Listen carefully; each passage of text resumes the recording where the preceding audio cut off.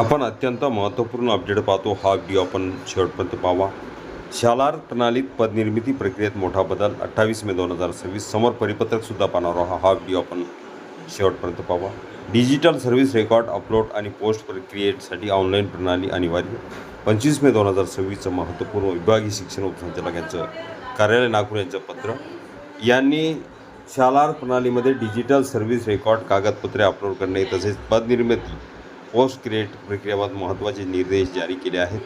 शिक्षण संचालक माध्यमिक व उच्च माध्यमिक महाराष्ट्र राज्य पुणे यांच्या निर्देशानुसार ही नवीन कार्यपद्धती लागू करण्यात आली असून यामुळे शाळांमधील रिक्त पदे, मंजूर पदसंख्या आणि शालार प्रणालीतील कर्मचारी नोंदी ह्यामध्ये पारदर्शकता आणण्याचा शासनाचा प्रयत्न असल्याचे स्पष्ट झाले आहे. विभागीय शिक्षण संचालक डॉक्टर माधुरी सावरकर यांनी जारी केलेल्या पत्रानुसार नागपूर विभागातील नागपूर, वर्धा, भंडारा, चंद्रपूर, गोंदिया आणि गडचिरोली जिल्ह्यातील शिक्षणाधिकारी, प्राथमिक, माध्यमिक तसेच नागपूर महानगरपालिकेच्या प्रशासन अधिकाऱ्यांना याबाबत आवश्यक कारवाई करण्याचे निर्देश देण्यात आले आहेत. अतिरिक्त पदे अकार्यान्वित होणार. शासनाने दिलेल्या सर्वात महत्त्वाच्या निर्देशानुसार शालार प्रणालीमध्ये सध्या वेतन व भत्ते होणाऱ्या कर्मचाऱ्यांच्या संख्येपेक्षा अधिक असलेली सर्व पदे अकार्यान्वित करण्यात येणार आहेत. म्हणजेच एखाद्या शाळेत मंजूर पदसंख्या अधिक असली तरी प्रत्यक्षात त्या पदावर कर्मचारी कार्यरत नसतील तर अशी रिक्त पदे सक्रिय राहणार नाहीत. यासोबतच भविष्यात कोणतेही पद रिक्त झाल्यास ते पद देखील तात्काळ अकार्यान्वित करण्यात येणार असल्याचे स्पष्ट करण्यात आले आहे. त्यामुळे रिक्त पदे दीर्घकाळ राखून ठेवण्याची पद्धत थांबणार असून पदनिर्मिती प्रक्रिया अधिक नियंत्रणात येणार आहे. नव्याने पद कार्यान्वित करण्यासाठी ऑनलाईन प्रक्रिया. जर एखाद्या शाळेत संच मान्यतेनुसार मंजूर पदे असतील मात्र प्रत्यक्षात त्या तुलनेत कमी कर्मचारी कार्यरत असतील तर अशा परिस्थितीत मर्यादित मंजूर पदे पुन्हा कार्यान्वित करण्यासाठी स्वतंत्र ऑनलाईन प्रक्रिया निश्चित करण्यात आली आहे. त्यासाठी संबंधित DDO 1 यांनी शालार प्रणालीद्वारे ऑनलाईन विनंती शिक्षणाधिकारी, प्राथमिक, माध्यमिक याकडे सादर करावी लागणार आहे. त्यानंतर शिक्षणाधिकारी संच मान्यतेप्रमाणे पडताळणी करून प्रस्ताव विभागीय शिक्षण उपसंचालकाकडे शिफारस पाठवतील. यानंतर विभागीय उपसंचालक हे संच मान्यतेतील मंजूर पदाच्या मर्यादेतच राहूनच पद निर्मितीची कारवाई करतील.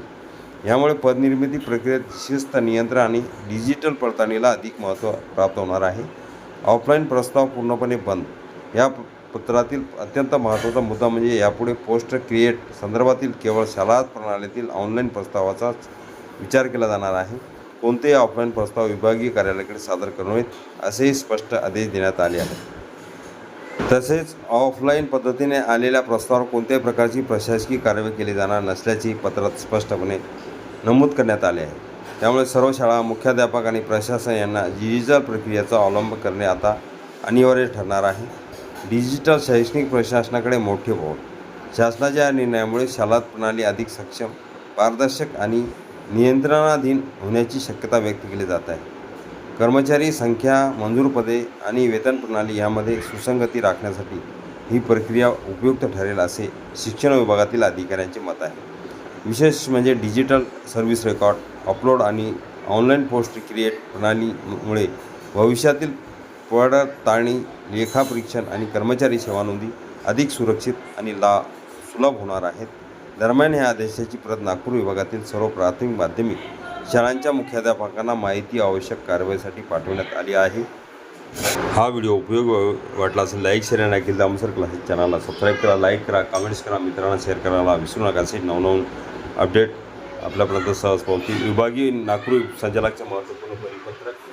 अशा पद्धतीने कारवाई करायची आहे. थोडक्यात आपण स्पष्टीकरण बघितलेले आहे. हे पूर्ण परिपत्रक अखिल दामोदर क्लासेसच्या डिस्क्रिप्शन बॉक्समध्ये लिंक तिथून डाउनलोड करतो.